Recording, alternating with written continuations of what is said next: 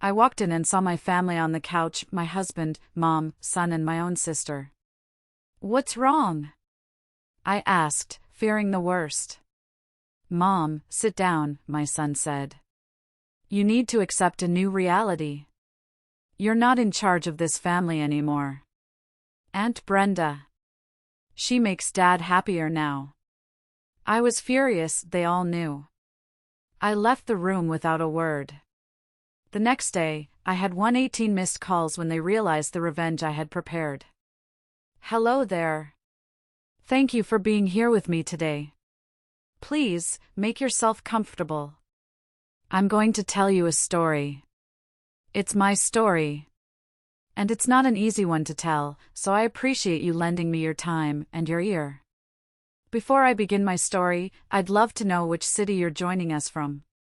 Please feel free to share in the comments. Now, let me take you into this story. You know, for the longest time, I thought I had it all. I really did. A life that wasn't flashy, not like the ones you see in the movies, but it was solid. It was real. It was the kind of life you build piece by piece, day by day, until you look around and think, this is it. This is good. I had a husband, Russell, who I'd been with for 30 years. 30 years. We met in college, two kids with more dreams than sense, and we built a life together from scratch. From a tiny, drafty apartment with mismatched furniture to a comfortable home in the suburbs with a son, Leo, who was the absolute, undisputed light of my world. I was that wife, that mom. The one who remembered every birthday, every parent-teacher conference, every doctor's appointment. I was the keeper of our family's rhythm. I knew that Russell liked his coffee with exactly 1.5 sugars, that he couldn't sleep without his favorite worn-out pillow. I was the one who made sure his favorite shirts were always clean and ironed for his business trips, the one who could whip up Leo's favorite mac and cheese from memory, the kind with the baked breadcrumbs on top, just the way he liked it. My life was a tapestry woven from these small, everyday acts of love. And I cherished it. It was my purpose. I truly believed that this foundation of trust and shared history was unbreakable. That love, our love, was enough to protect me, to protect my dignity. I was wrong. My name is Lorraine, and this is the story of how my entire world was built on a lie. It's a story of betrayal, a betrayal so deep and so personal that it forced me to become someone I never imagined I could be. It all started so quietly, as these things often do. Not with a bang, but with a whisper. A little whisper of wrongness in a life that had always felt so right. It was a Tuesday afternoon in early spring. I remember the sun was streaming through the kitchen window, catching the dust motes dancing in the air. The faint smell of freshly cut grass drifted in from the neighbor's yard. It was a perfectly ordinary day. I was sitting at our old oak table, the one we bought at a flea market when we were first married, its surface scarred with the history of 30 years of homework and family dinners. I was doing the monthly bills. Just a normal, boring chore. I had a system. I'd sort them into piles, utilities, mortgage, credit cards, and pay them one by one. As I opened the statement for our shared credit card, my eyes scanned the list of charges. The grocery store, the gas station, Leo's new soccer cleats, and then a line item that made me pause. $250. The Grand Regency Hotel. I frowned, tapping the paper. The Grand Regency was a fancy hotel downtown, the kind people used for romantic getaways or big corporate conferences. We hadn't been there. I would have remembered a $250 night at the Grand Regency. I thought back over the last month, picturing the calendar in my head. There was nothing. No anniversaries, no special occasions. Just the steady, predictable rhythm of our lives. When Russell came home that evening, the smell of garlic bread already filling the house, I decided to bring it up. I didn't want to be accusatory. I just wanted an explanation. I waited until after dinner, after we'd cleared the plates and Leo had gone up to his room to do his homework. We were sitting in the living room, the TV murmuring in the background. "Hey, honey," I said, folding the laundry on the couch. A funny thing on the credit card bill this month. He looked up from his newspaper, peering at me over his reading glasses. Oh yeah? What's that? There's a charge from the Grand Regency downtown. From a couple of weeks ago. Do you remember what that was for? I watched his face carefully. There was no flicker of panic, no hesitation. He just blinked, then a look of recognition dawned. Oh, that. Right. The company booked a block of rooms for that marketing summit. A bunch of the executives from out of town flew in. I had to go down there for a dinner meeting one night. He folded his paper and set it aside. Don't worry about it, the reimbursement check is already on its way. I probably just forgot to submit the expense report right away. It sounded so plausible. So simple. It was a perfectly reasonable explanation. And I wanted to believe him. I was a wife who trusted her husband. That was the cornerstone of our entire marriage. So, I nodded. Oh, okay. That makes sense. I tucked the bill back into its envelope and put it in the paid pile. But as I went to sleep that night, lying next to him in our bed, I couldn't shake the feeling that something was off. It was just a little thing, a tiny detail. But it was a thread, and if I pulled on it, I was terrified that my whole world might unravel.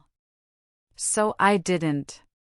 I told myself I was being silly, that 30 years of marriage had earned him the benefit of the doubt. But I couldn't shake the feeling that the ground beneath my feet had just shifted, ever so slightly. That little seed of doubt started to grow over the next few months, watered by small, strange moments that just didn't add up. My sister, Brenda, started coming over more often. Which, on the surface, should have been a wonderful thing. We were sisters, only 2 years apart, and had always been close. Or so I thought. But her visits started to feel different. She'd always show up on weekdays, usually on a Wednesday, when she knew Leo was at school and I was at my part-time job at the local library. I'd come home early one day, my shift ending unexpectedly, to find her car in the driveway. When I walked in, I found her and Russell in the kitchen, leaning against the counter, laughing intimately over a half-empty bottle of wine. The air was thick with a kind of comfortable familiarity that felt exclusive, like an inside joke I wasn't a part of. They both jumped a little when I walked in, their smiles freezing for a split second before becoming overly bright, overly welcoming. "Lorraine!" Brenda chirped, rushing over to hug me. "I just popped by to see if you had any extra flour for the bake sale." Russell and I got to talking. "Yeah," Russell added, swirling the wine in his glass.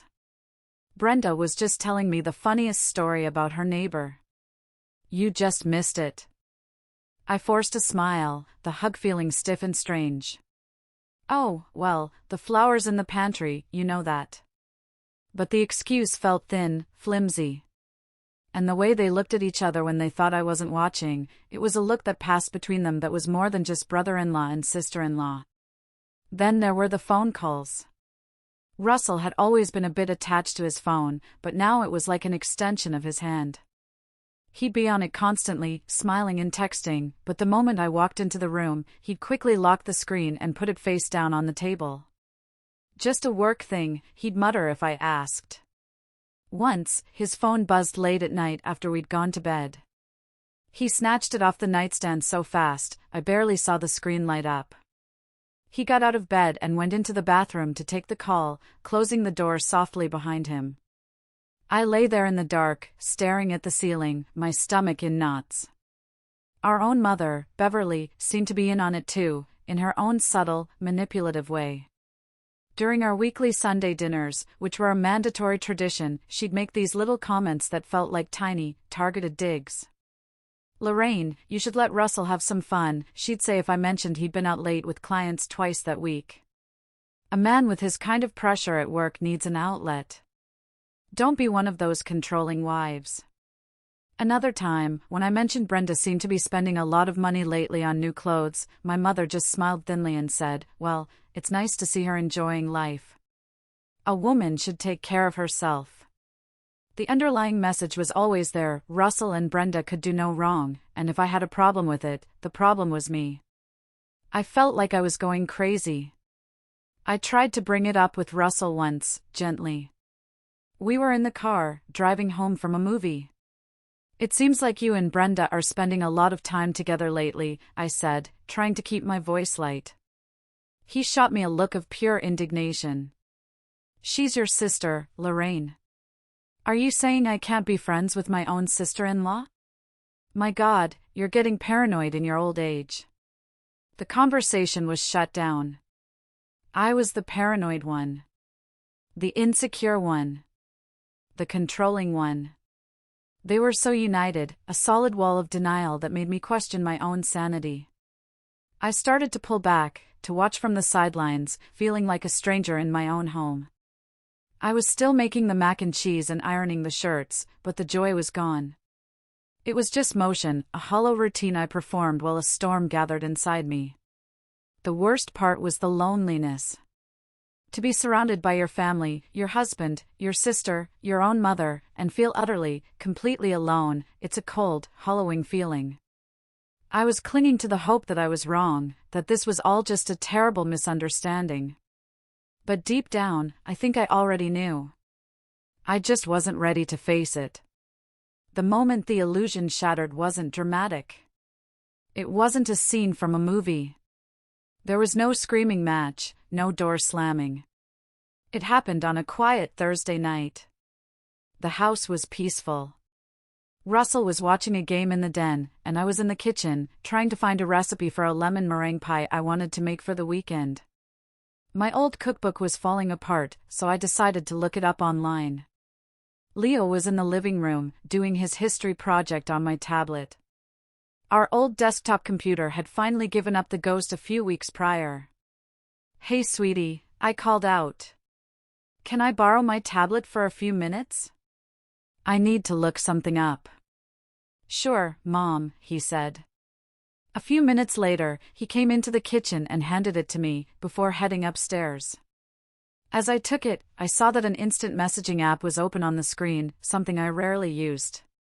And at the top of the conversation list was a group chat with a name I'd never seen before, The Confidants. My heart gave a strange little flutter. Curiosity got the better of me. Who were these confidants? I tapped on the group name, and the participants were listed right there: Russell, Brenda, and Beverly. My husband, my sister, and my mother. My blood ran cold. My hands started to tremble. This had to be a mistake. Maybe it was for planning a surprise party for me?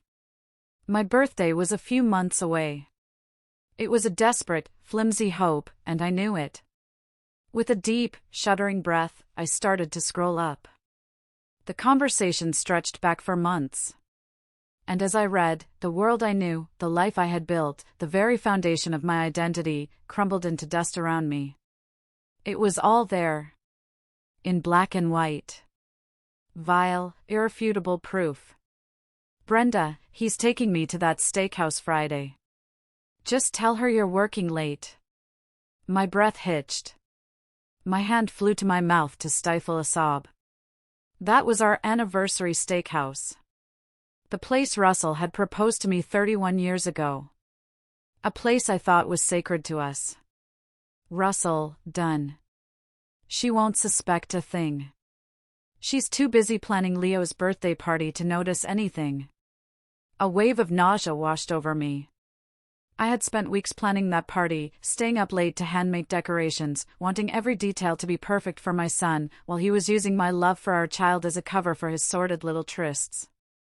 I felt dizzy.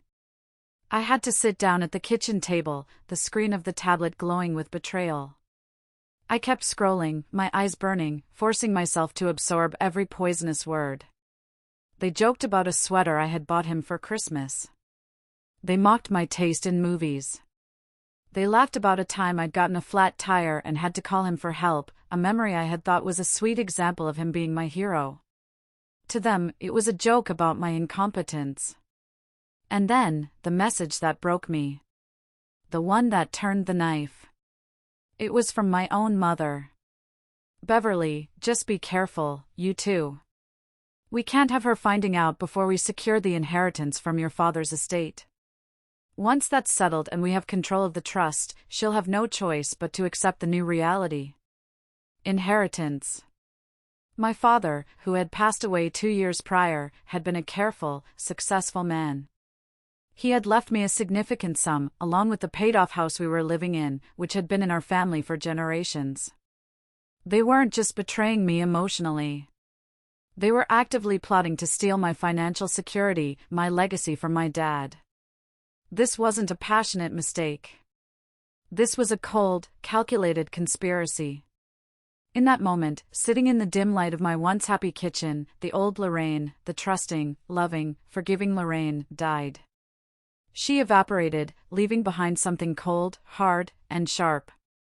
The grief was immense, a physical weight on my chest that made it hard to breathe, but underneath it, a different feeling was beginning to smolder. It was rage. A pure, clean rage that burned away the confusion and the self-doubt. They thought I was a pushover. They were about to find out what happens when you push someone too far. The days that followed were a blur of calculated numbness. I moved through my life like a ghost, an actress playing the part of myself. I performed my duties with a chilling precision. I made breakfast, the clinking of the silverware sounding unnaturally loud in the silent kitchen. I packed Leo's lunch, a little note tucked inside just like always, my handwriting the only thing that didn't feel like a lie. I kissed Russell goodbye in the morning, the touch of my lips on his cheek feeling like ash, a phantom gesture from a life that was no longer real. But inside, I was a different person. My mind, which used to be filled with grocery lists and PTA meeting reminders, was now a whirlwind of planning, of piecing together the true extent of their deception. The rage was a constant, low hum beneath the surface, a furnace that kept me going. The final, brutal confirmation came from the one person who never meant to hurt me, my son. The final nail in the coffin of the family I thought I knew. It was a Saturday morning, a few days after I'd discovered the group chat. The weather was beautiful, one of those perfect autumn days. We were in the backyard, planting some new tulip bulbs for the spring. It was a ritual we had, a small tradition. Leo was digging in the dirt, his face smudged and serious as he carefully placed a bulb in the hole he'd made. Out of nowhere, he looked up at me with his big, innocent eyes, the same color as mine, and said, "Mom, why does Dad play the secret wrestling game with Aunt Brenda?" I froze, the small trowel falling from my hand and landing with a soft thud on the grass. My voice, when I found it, was a strained whisper. What game is that, sweetie?" "You know," he said, matter-of-factly, as if discussing a cartoon. "The one they play in your bedroom when you're at work. They close the door and tell me to be quiet 'cause it's a grown-up game. Aunt Brenda says it's our little secret." My heart felt like it had been ripped from my chest and stomped into the dirt. They hadn't just done this behind my back. They had done it in my home, in my bed, with my child just rooms away. They had poisoned the sanctity of my home and tried to poison the innocence of my son, turning him into an unknowing accomplice in their sordid affair. Then he added the final, devastating detail.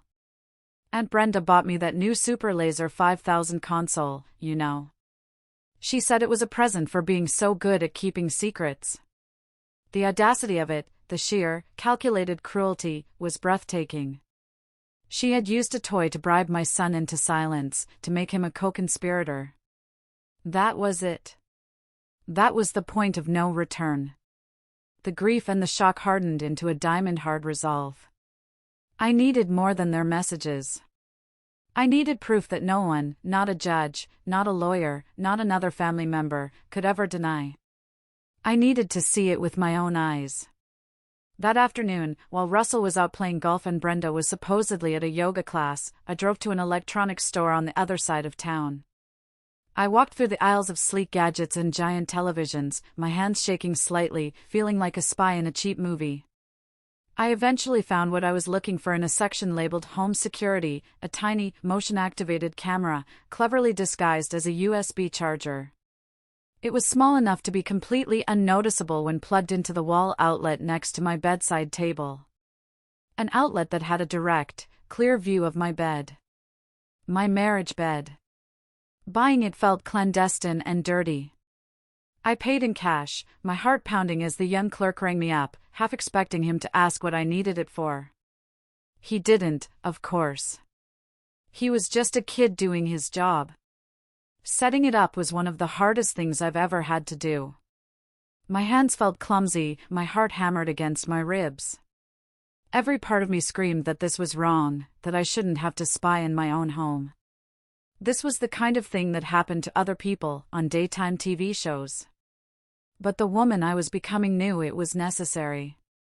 This wasn't about saving my marriage anymore. It was about survival. It was about gathering the weapons I would need for the war that was coming. I didn't have to wait long. The very next day was a Wednesday, Brenda's usual day to pop by.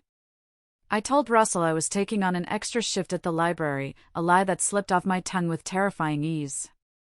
I needed an alibi, a reason to be gone for hours. Instead of going to the library, I drove to a nondescript coffee shop miles away from home, in a town where no one would know me. I chose a small table in the back corner, ordered a coffee I never intended to drink, and opened my laptop. My hands were slick with sweat as I connected my phone to the camera's live feed. And then, I waited. For 2 hours, I sat there, pretending to read, my stomach churning. Then, at 2:15 p.m., my phone buzzed with a motion detection alert. My breath caught in my throat. And I watched. I watched as my sister, Brenda, let herself into my house with a key I never knew she had. I watched as my husband greeted her in the foyer, not with a friendly hug, but with a deep, passionate kiss that seemed to go on forever. I watched as they made their way, laughing, his arm around her waist, into my bedroom. My bedroom. I should have turned it off. I should have thrown my laptop against the wall. But I couldn't. I sat there, in a public coffee shop with cheerful music playing in the background, and forced myself to witness the complete and utter desecration of my life. I watched them on my bed, the bed where I had slept for 30 years, the bed where my son had been conceived, the bed where I had cried myself to sleep for the past few weeks. And then I saw it. The final, intimate betrayal. The detail that would burn itself into my memory forever. Around Brenda's neck was a delicate gold locket. My grandmother's locket. My grandmother had given it to me on my 16th birthday, her hands trembling as she fastened it around my neck. It had gone missing years ago, and I had been heartbroken, searching the house for weeks, assuming I'd lost it forever. I watched, frozen, as Russell took the locket in his fingers. He opened it, revealing the tiny, faded photos of my parents on their wedding day inside. And he kissed it gently, right before he kissed my sister. He had stolen a piece of my history, a piece of my soul, and given it to her as a trophy. I didn't scream. I didn't cry. A strange, chilling calm settled over me. It was the calm of absolute certainty.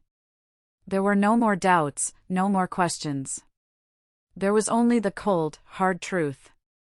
I reached out a steady hand and clicked record. I let the camera run for another 10 minutes, capturing more than enough undeniable evidence. Then I saved the video file to a secure cloud drive and to a separate USB stick. I packed up my laptop. I walked out of that coffee shop, leaving a full, cold cup of coffee on the table. The woman who had walked in there a few hours earlier was gone forever. In her place was a woman with a mission. They had treated me like a fool. They had laughed at my expense. Now, they were going to see what their fool was truly capable of. The game was on. And I was going to win. The next morning, I called in sick to the library. I told them I had a terrible migraine, which wasn't entirely a lie. The pressure behind my eyes was immense. But instead of staying in bed, I got dressed in the nicest suit I owned, a charcoal gray outfit I usually saved for weddings or funerals. It felt appropriate. This was, after all, the funeral of my marriage. I drove to the city. My destination was a tall, glass building with the names of a prestigious law firm etched in gold on the door. I had spent the entire night researching, fueled by coffee and rage, looking for the best, most ruthless divorce attorney I could find. Her name was Ms. Evelyn Davies, and her reputation preceded her. Online reviews called her the Shark. They said she was brilliant, relentless, and took no prisoners. She was exactly what I needed. I sat in the plush, silent waiting room of her office, feeling small and out of place among the expensive leather chairs and modern art. But when she walked up to greet me, a tall, imposing woman in her 50s with sharp eyes and an even sharper suit, I felt a flicker of strength. She didn't offer fake sympathy. She just shook my hand firmly and led me into her office. Her office overlooked the entire city, a view of power and control. I sat across from her at a polished mahogany desk, the city skyline behind her. "So, Mrs. Albright," she said, her voice crisp and clear. "Your call was urgent. Tell me what's going on." I didn't cry. I didn't get hysterical. The time for tears was over. I calmly opened my purse, took out a small, unlabeled USB drive, and slid it across her desk. "Before I say anything," I said, my voice steadier than I expected, "I need you to watch this." She raised a perfectly sculpted eyebrow, but she took the drive and plugged it into her computer. I didn't watch the screen. I watched her face. Her professional demeanor didn't crack, but I saw her jaw tighten almost imperceptibly. I saw her eyes narrow into slits. When the 10-minute video was over, she closed the laptop with a soft click and turned her full attention to me. "I see," she said, her voice now laced with a cold fury that mirrored my own. "Please, continue." And so I did. I laid out everything. I gave her the printouts of the group chat, hundreds of pages of their vile correspondence. I gave her the bank statements I had secretly copied, highlighting the unexplained withdrawals and the transfers to a secret account in Russell's name. I told her about my father's inheritance, the house that was legally mine, and the suspicious second mortgage that had been taken out against it 6 months ago, a document I had found in Russell's desk that bore a clumsy, forged version of my signature. When I finished, she leaned back in her chair and steepled her fingers, looking at me for a long moment. The silence stretched on. "Lorraine," she finally said, her voice dropping, becoming more serious. "I want to be very clear. This is not just an infidelity case. This is a coordinated, systematic campaign of financial and emotional abuse. What your husband, your sister, and your mother have done, it's not just wrong, it's criminal. We have them on bank fraud, conspiracy to defraud, and forgery. This goes far beyond a simple divorce." Hearing my deepest fears validated by this powerful, intelligent woman felt like a dam breaking inside me. The weight I had been carrying alone suddenly felt a little lighter. "I don't just want a divorce," I told her, the words tasting like metal in my mouth. "I want to take back everything they have stolen from me. My money, my house, my life. I want to make sure they can never do this to anyone ever again." Ms. Davies smiled, a thin, sharp smile that didn't quite reach her eyes. It was the smile of a shark that had just scented blood in the water. "Oh, we'll do more than that," she said. "We're going to dismantle their entire world. We will pursue this both in civil court for the divorce and the return of your assets, and I will be handing over a copy of this file to the district attorney's office. They will face criminal charges." We spent the next 2 hours mapping out a strategy. It was a two-pronged attack. The first prong was the silent, legal one. Ms. Davies and her team would begin the process of freezing assets and preparing a mountain of legal paperwork that would drop on them like an avalanche. The second prong was my own. I told her I couldn't just let this play out in courtrooms. I needed to confront them. I needed to see the looks on their faces when their perfect, secret world came crashing down. And I knew the perfect place to do it. Our family had a tradition, a big Sunday dinner at my mother's house every month. It was their stage, the place where Beverly played the benevolent matriarch and they all reinforced their web of lies. It was supposed to be next week. It would be their last supper. I would be the one serving up justice. And it would be a dish best served cold. Ms. Davies, after a moment of consideration, agreed. A public confrontation with witnesses would make their denials in court all the more difficult. For the next week, I became the greatest actress of my lifetime. I went home and I played the part of the happy, oblivious wife. It was the most excruciatingly difficult performance of my life. I smiled when Russell walked in the door. I made his favorite dinner, pot roast. I asked him about his day and listened to his lies with a serene, interested expression on my face. Inside, I was a coiled spring of rage and anticipation, but on the surface, I was a placid lake. Sharing a bed with him was the worst part.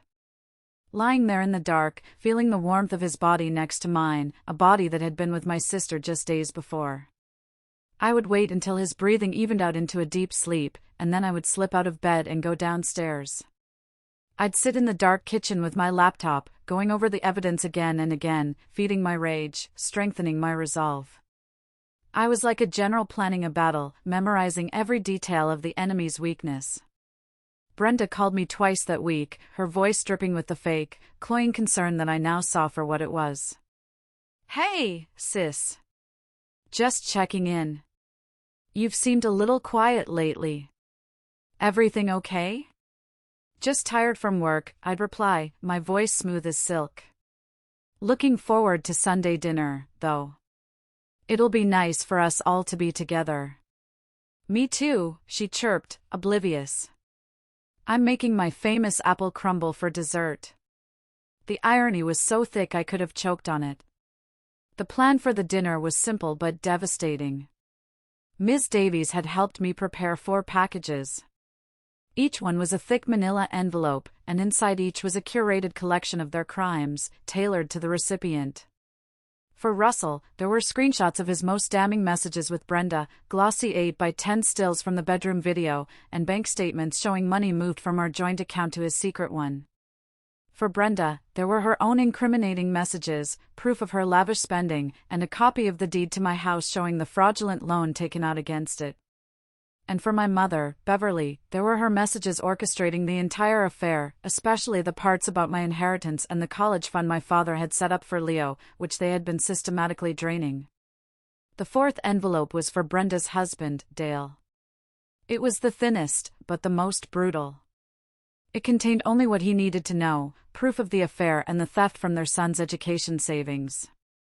The day of the dinner, I made sure Leo had a sleepover arranged at his best friend's house. I dropped him off that afternoon with a hug that lasted a little longer than usual. "I love you more than anything in the world, you know that, right?" I whispered into his hair. He just grinned, told me I was being weird, and ran off to play with his friend. I would not have my son witness the carnage that was about to unfold. As I got ready that evening, I looked at myself in the mirror. The woman looking back at me was different. The softness around her eyes was gone, replaced by a steely glint. The perpetual worry line between my brows had smoothed out, replaced by a look of grim determination. I chose my outfit carefully, a simple, elegant dark blue dress. I wanted to look composed, in control. I was not a victim about to be thrown to the wolves. I was the hunter, and the trap was set. Tonight, the charade would end. Tonight, they would finally see the woman they had created. The drive to my mother's house felt surreal. The familiar streets of my childhood town looked different, colored by the new, harsh reality I was living in. Beverly's house was the epicenter of my family's life, a large, pristine colonial home with white columns and a perfectly manicured lawn. It always screamed wealth and good taste on the outside, but I now knew it was rotting from the inside out, a beautiful facade hiding a core of decay. When I walked in, the scene was disgustingly perfect. The smell of roast beef and rosemary filled the air. My mother, Beverly, greeted me at the door with a kiss on the cheek that felt like the touch of a snake. "Lorraine, darling. I'm so glad you could make it. You look lovely." Russell was already there, holding a glass of whiskey, laughing with Brenda's husband, Dale, a good, simple man who worked as a contractor and who had no idea he was living a lie, too. Brenda came out of the kitchen, wiping her hands on a frilly apron, playing the part of the dutiful daughter. "Lorraine! You look great," she chirped, her voice a little too high. She hugged me, a quick, brittle embrace, and I had to use every ounce of self-control not to recoil. I could feel the cold metal of my grandmother's locket through her thin sweater, resting against her skin. My locket! The rage inside me flared hot, but I pushed it down. Not yet. We all gathered in the dining room, around the huge mahogany table that had hosted 100 family celebrations, 100 Christmases, 100 lies. Dale was seated next to Brenda, and he reached for her hand, giving it a loving squeeze. My mother sat at the head of the table, beaming like a queen presiding over her court. Russell sat beside me, and at one point, he had the audacity to put his hand on my knee under the table and squeeze it affectionately. I wanted to be sick. I moved my leg away, and he gave me a slightly puzzled look. The conversation was light, meaningless, a symphony of hypocrisy. They talked about work, about the weather, about a new show on TV. All the while, I could feel the weight of the manila envelopes in my large handbag by my feet. My heart was pounding a steady, heavy drumbeat against my ribs, but my hands were perfectly still. I ate my roast beef. I complimented my mother on the gravy. I smiled at their jokes. I played my part one last time. Then, just as my mother was about to bring out Brenda's famous apple crumble for dessert, I cleared my throat. "Actually, before we have dessert," I said, my voice cutting through the cheerful chatter like a shard of glass. The room fell silent. Everyone turned to look at me, their forks halfway to their mouths. "I have something I'd like to share," I continued, my voice dangerously calm. "A little, family project I've been working on." I leaned down, my movements deliberate, and retrieved the envelopes from my bag. I stood up. The sound of my chair scraping against the hardwood floor seemed to echo in the room. I walked around the table, a grim reaper delivering judgment. I placed one envelope in front of Russell, one in front of Brenda, and one in front of my mother. Beverly looked at the thick, brown envelope, her eyes narrowing. "Lorraine, what is this? Some kind of joke?" "Go ahead," I said, my voice as cold and flat as a frozen lake. "Open them." The sound of paper tearing was deafening in the silent room. I stood at the end of the table and I watched their faces, one by one. I saw Russell's confident smirk falter as he pulled out the first page, a screenshot of him and Brenda kissing in my foyer. I saw his face strain of all color, turning a pasty, sickly white as he flipped through the glossy 8x10 stills from the bedroom camera. I saw Brenda's hand fly to her mouth, a choked gasp escaping her lips as she read her own treacherous words, her texts planning secret meetings, mocking me. I saw her eyes dart around the room like a trapped animal. And I saw my mother's regal composure shatter. Her face turned a mottled, ugly shade of red as she stared at the evidence of her conspiracy, the printouts detailing her plan to secure my inheritance. Dale, utterly confused, looked from his wife's horrified face to me.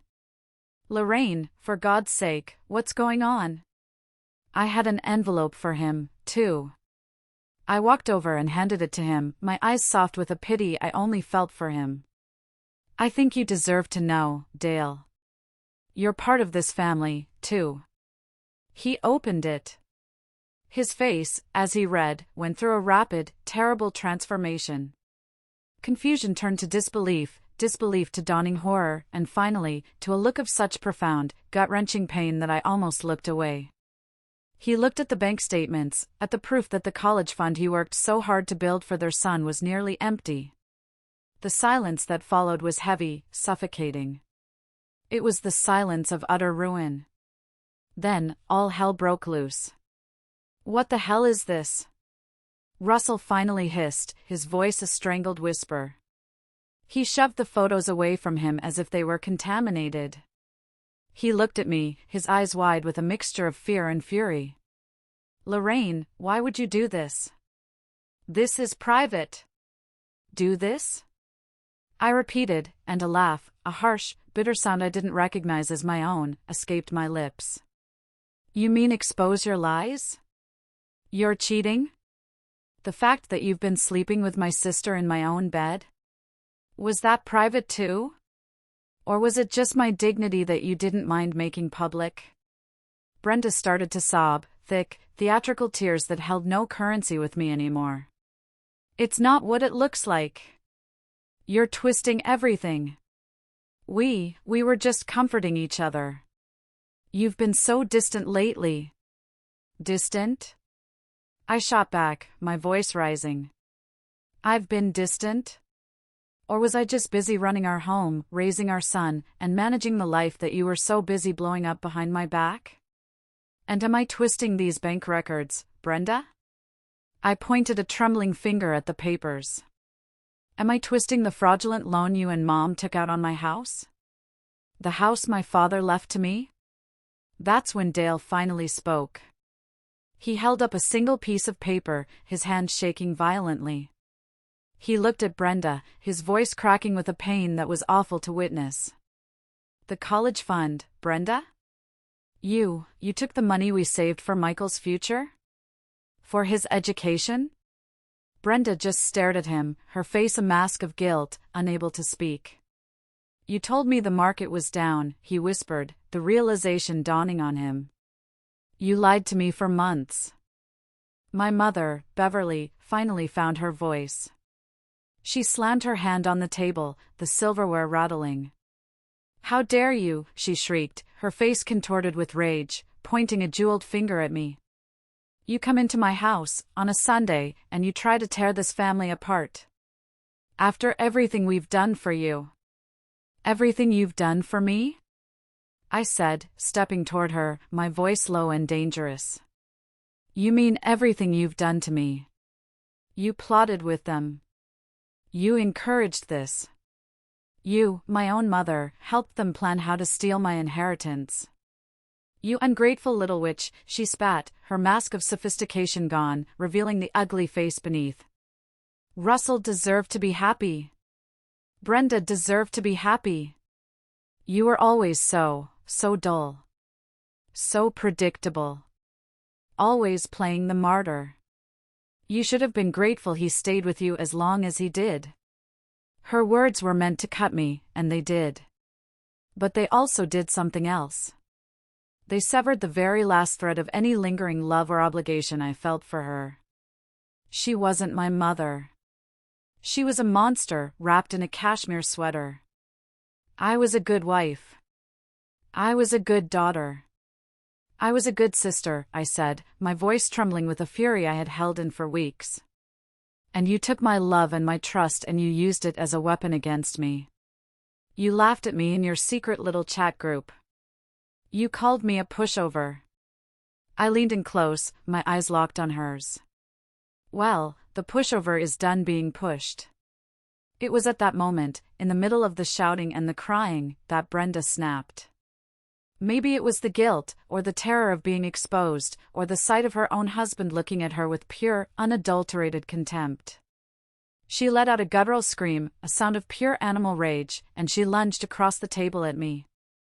Her nails clawed at my face, and I stumbled back, a sharp sting erupting on my cheek. She came at me again, grabbing a handful of my hair, shrieking, "You ruined my life. You ruined everything." A primal instinct I never knew I possessed took over. I wasn't the quiet librarian anymore. I was a cornered animal fighting for its life. I pushed her back, hard, breaking her grip.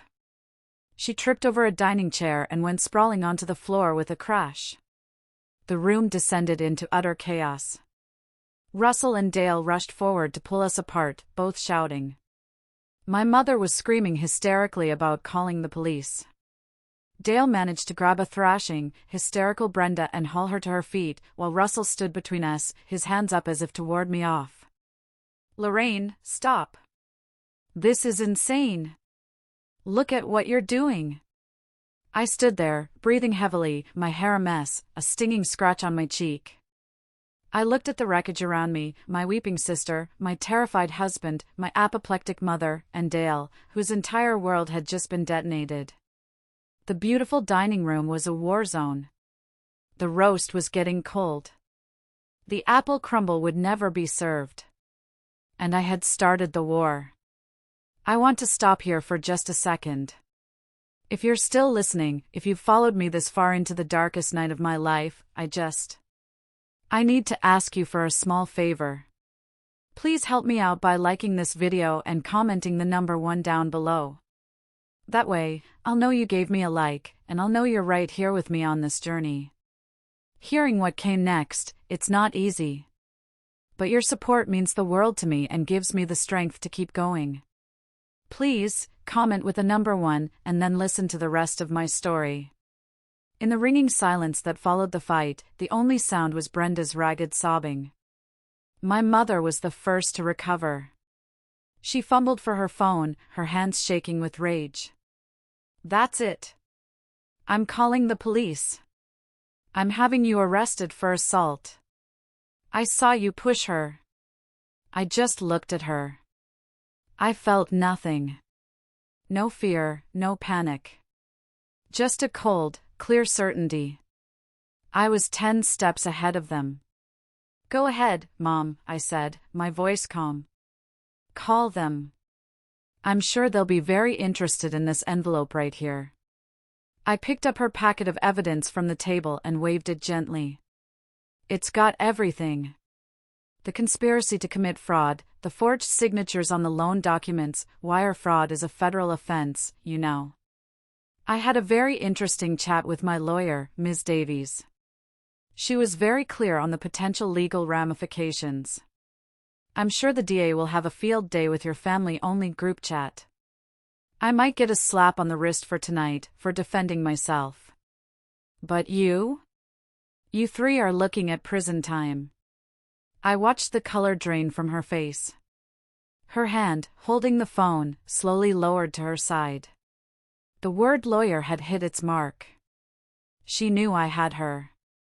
They were all trapped in the web they had so carefully woven for me. I stood up straight and pulled my dress back into place. I felt a strange sense of power, of clarity.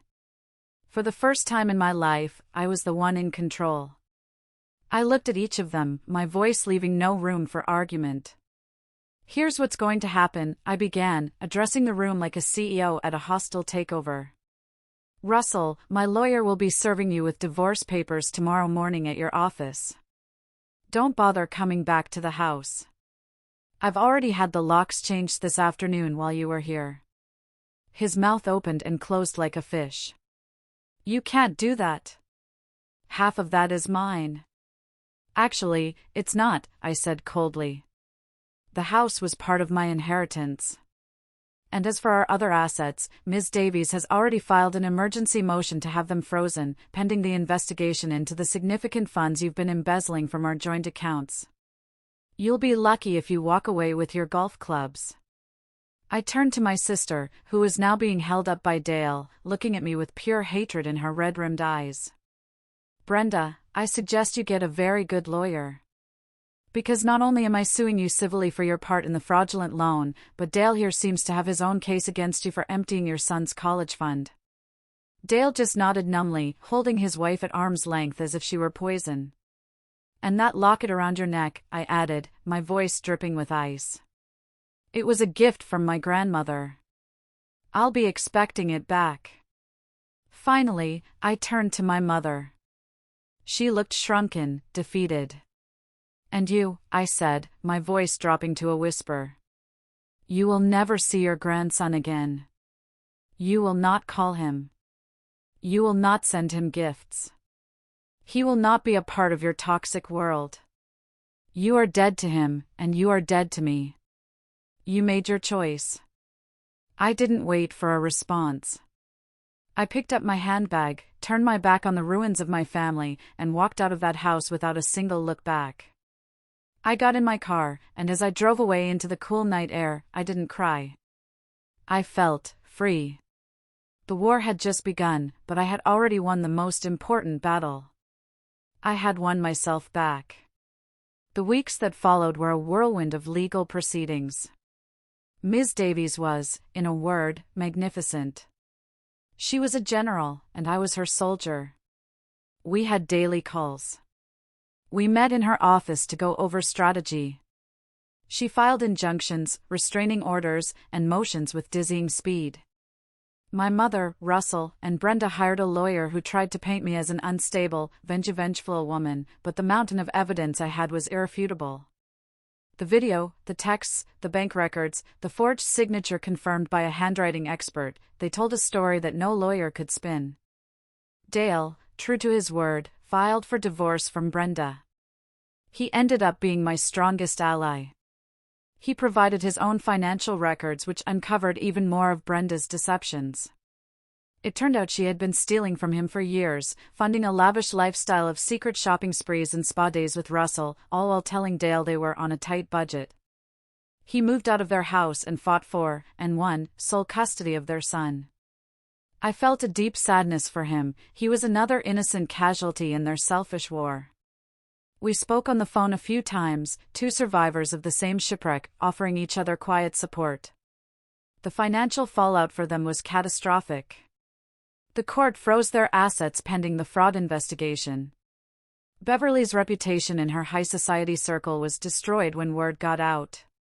Russell was fired from his high-paying executive job when his company's board learned he was under investigation for fraud. Turns out they have a strict ethics clause and didn't appreciate the bad press.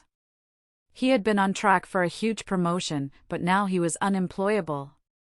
They lost everything because they were greedy. They wanted what was mine, and in trying to take it, they lost everything that was theirs. The custody battle for Leo was the hardest part. That was the only front where I felt true fear. Russell and my mother tried to use the fight at the dinner against me, claiming I was a violent and unfit mother. Their lawyer brought it up in a deposition, a long, grueling meeting in a sterile conference room. Mrs. Albright, their lawyer sneered, "Is it true that you physically assaulted your sister?" Before I could answer, Ms. Davies slid a document across the table. "It's true my client defended herself after being physically attacked. But perhaps you'd be more interested in these. They're text messages between your clients, dated the week before the dinner, in which they explicitly discuss a plan to provoke my client into an outburst they could then use against her in a divorce proceeding." The opposing lawyer's face went pale as he read. The judge, when we presented it in a closed hearing, was appalled. I was granted sole custody of Leo. Russell was allowed only supervised visitation, twice a month, at a neutral facility. The supervisor's report from their first visit said it all. Russell spent the hour trying to convince Leo that I was the bad guy, that I had broken up the family. Leo, my smart, perceptive boy, just looked at his father and said, "You're the one who played the secret game with Aunt Brenda. Mom didn't do anything wrong." After that, Russell's visits became shorter and less frequent. He couldn't face the truth in his own son's eyes.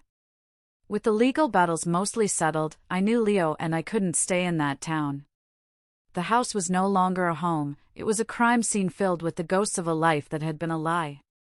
The courts had affirmed that the house was solely mine, part of my inheritance, and ordered Russell and Beverly to repay the fraudulent loan. I decided to sell it. I hired a realtor and held an estate sale. I sold the expensive furniture they had bought with my money. I sold the fancy china we never used. I watched as strangers walked through the rooms of my life, picking over the remnants. It was painful, but it was also liberating. I packed up only what truly mattered, boxes of photos, Leo's childhood drawings, my grandmother's cookbooks, and the few keepsakes that weren't tainted by their lies. The day the moving truck came, I took one last walk through the empty house. The rooms echoed with silence. I felt a pang of sadness for the woman who had been so happy here, so blissfully unaware. But I didn't regret leaving. I was closing a chapter. We moved 3 states away, to a small coastal town where nobody knew our names, where we could breathe again. We found a little 2-bedroom apartment with a big balcony that had a view of the ocean. It was smaller, less grand than our old house, but it was ours. It was honest. The first few months were hard. The quiet was the loudest thing. There were days I'd just sit on the floor of our new living room, surrounded by boxes, and feel a wave of grief so profound it took my breath away. I wasn't just grieving my marriage, I was grieving my sister, my mother, the entire family I thought I had. I had to learn how to be alone. I had to go to the grocery store and buy for 2 instead of 3. I had to learn how to fix a leaky faucet by watching online tutorials. I had to rebuild my life from the ground up, not just for me, but for Leo. We started small. We found a new school for him, and after a rocky start, he began to make friends. I got a part-time job at the town's quaint little bookshop, surrounded by the comforting smell of old paper and new stories. We took long walks on the beach after school, watching the waves crash against the shore, letting the salt air wash away the memories. We started new traditions. Friday night was pizza and a movie, cuddled on the couch under a warm blanket. Sunday morning was for making pancakes together, getting flour all over the kitchen. Slowly, painstakingly, we began to build a new life, a new definition of family, one based not on lies, but on the simple, unbreakable bond between a mother and her son. The final legal chapter closed about a year after we moved. The divorce was finalized. The court awarded me a significant settlement, recovering almost all the money they had stolen over the years from my inheritance and our joint savings. The criminal case also concluded. Facing overwhelming evidence, Beverly and Brenda took a plea bargain to avoid prison time. They received hefty fines, community service, and long-term probation. I heard through a distant cousin who called to check on me that my mother had to sell her big, beautiful house to pay the legal fees. Brenda was working as a cashier at a grocery store. Russell, unable to find work in his field, was living in a cheap apartment an hour away, drowning in debt. The universe has a funny way of balancing the books. One day, an unexpected letter arrived, forwarded from my old address. It was from Russell. It was long, 10 pages, handwritten, rambling, and stained with what looked like tears. It was full of self-pity. He said he was sorry, that he'd made a terrible mistake, that he missed me and Leo every day. He blamed Brenda for seducing him, he blamed my mother for encouraging him, he blamed his stressful job, he blamed everyone but himself. At the end, he asked if I could find it in my heart to forgive him, if maybe we could talk. I read the letter once, standing on my small balcony, the ocean breeze ruffling my hair. Then I walked back inside, found a pair of scissors, and methodically cut the letter into tiny little pieces. I walked back out to the balcony, opened my hand, and let the ocean breeze carry the confetti of his excuses away, scattering them over the waves until they were gone. Forgiveness? Maybe one day. But forgiveness is for my own peace, not for his absolution. He hadn't earned it. My life isn't perfect now. There are still scars. There are days when a sad song on the radio will make my chest ache, or when I see a happy family that looks like mine used to, and I feel a pang of loss for the lie I once believed in. But the scars are a part of my story, a reminder of the strength I never knew I had. Leo is thriving. He's a teenager now, tall and funny, with a good heart. He's on the soccer team. He has a crush on a girl in his science class. He is happy. He is safe. And me? I'm happy too. I've found a quiet, simple joy that I never knew when I was living in that big, beautiful house full of secrets. I have friends from the book club at the shop. I'm taking a pottery class. I'm learning how to be just Lorraine, not someone's wife or daughter, but my own person. Sometimes, when I'm at the bookshop, a customer will come in looking for a story with a happy ending. I always smile, because I finally have one of my own. It's not a fairy tale ending, not the one I would have written for myself all those years ago. But it's a real one.